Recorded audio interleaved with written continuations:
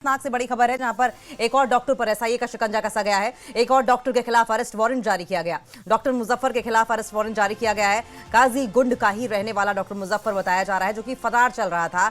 आरोपी डॉक्टर मुजफ्फर। तो बड़ी खबर सामने आ रही है दिल्ली ब्लास्ट केस में। सूत्रों के हवाले से बड़ी खबर यह है कि जम्मू कश्मीर के अनंतनाग में एक और डॉक्टर पर एसआईए का शिकंजा कसने वाला है। एक और डॉक्टर के खिलाफ अब अरेस्ट वारंट जारी कर दिया गया है। डॉक्टर मुजफ्फर के खिलाफ अरेस्ट वारंट जारी किया गया। काजी गुंड का ही रहने वाला बताया जा रहा है डॉक्टर मुजफ्फर।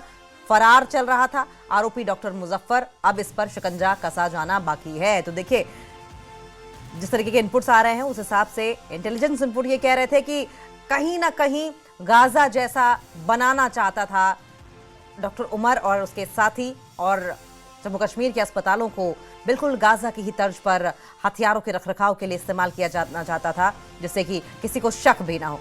लेकिन समय रहते ये भंडा फोड़ दिया गया, पर्दाफाश हुआ बड़ी साजिश का।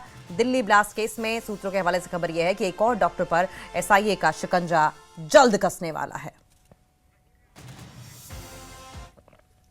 जहूर रिजवी फोन लाइन पर हमारे साथ जुड़ गए हैं। जहूर, और क्या ज्यादा जानकारी है इस बारे में?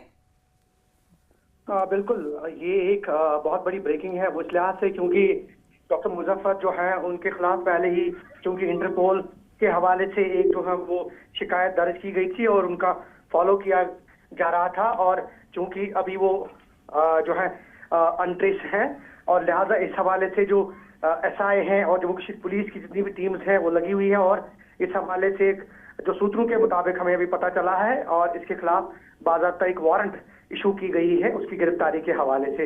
ये एक बहुत बड़ी ब्रेकिंग है क्योंकि ये डॉक्टर मुजफ्फर वही है जो डॉक्टर अदील रसर के भाई बताए जाते हैं, और ये दोनों भाई जो हैं, फिलहाल डॉक्टर अदील रसर जो है उसको पहले ही गिरफ्तार किया गया था। जैसे पहले से ही हम खबर चला रहे हैं कि डॉक्टर आदिल रसर की निशानदेही पे जीएमसी अनंतनाग से एक राइफल बरामद की गई थी। उसके बाद छापामार कार्रवाई और ये चेन जो है जहां जहां तार जुड़े थे इसके, तो वो एक एक करके इसकी गांठ जो है वो खुलने लगी।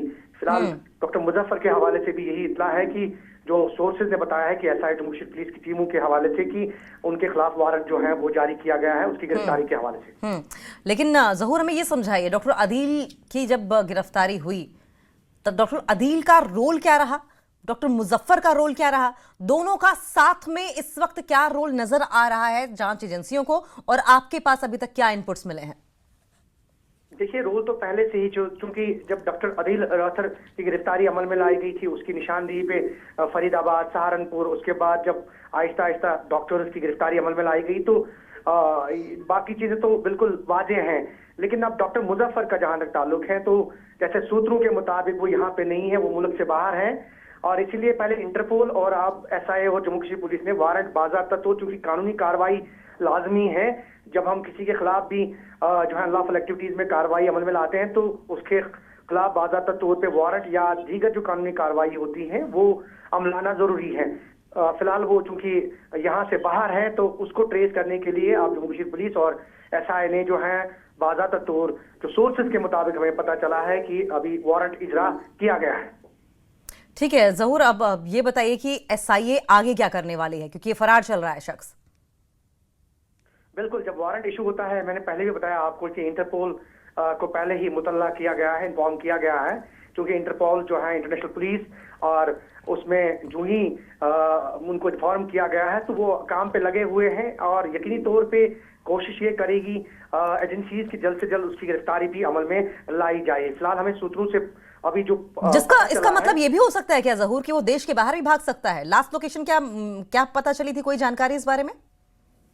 सूत्रों के मुताबिक जैसे पता चला था इब्तिदा में तो वो दुबई में थे, तो उसके बाद चूंकि ये सिलसिला इन्वेस्टिगेशन का है और it's a part of investigation, आप जानती हैं कि जो इन्वेस्टिगेटिंग एजेंसीज है वो अपने हिसाब से जांच पड़ताल करती हैं, तो यकीनी तौर पे उसके खिलाफ भी एक शिकंजा और वारंट तो इजरा किया गया है। तो कोशिश ये करेगी इन्वेस्टिगेटिंग एजेंसीज कि उसको जल्द से जल्द जो है गिरफ्तार किया जाए और पूछताछ का सिलसिला जो है वो शुरू किया जाए। जहूर, जिस तरीके से एक के बाद एक वो तमाम लोग जिनका प्रोफेशन मेडिकल से जुड़ा हुआ है, जिनके नाम के आगे डॉक्टर लगा हुआ है, ये बहुत अजीब है। लेकिन क्या लगता है कि अभी डॉक्टर मुजफ्फर के अलावा और भी कई ऐसे चौंकाने वाले नाम हैं जो सामने आ सकते हैं?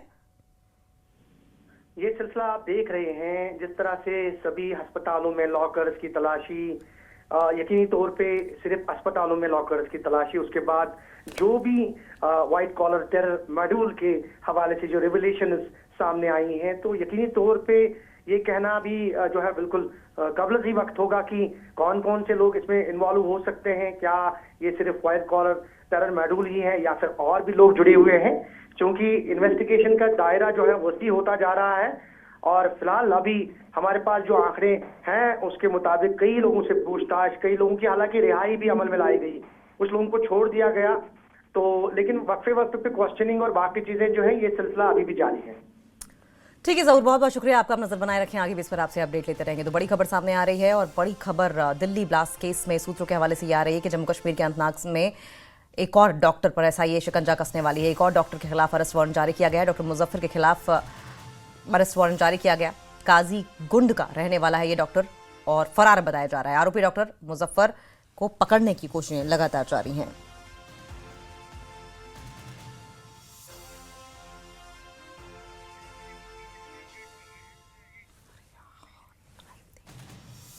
ये बड़ी खबर आ रही है, दो तस्वीरें, एक दूसरी तस्वीरें आपकी टीवी स्क्रीन पर आप देख रहे हैं। पहली तस्वीर में ये किस तरीके से ब्लास्ट हुआ था, दिल्ली ब्लास्ट से जुड़ा ये मामला है, जहां पर अब जो जांच का दायरा है वो बढ़ता चला जा रहा है। अब एक हॉस्पिटल से दूसरे हॉस्पिटल और उन तमाम लॉकर्स या तो जो लावारिस हैं या संदिग्ध हैं, बल्कि न सिर्फ संदिग्ध लावारिस लॉकर्स तक तमाम सारे लॉकर्स को खोल खोल कर चेक किया जा रहा है।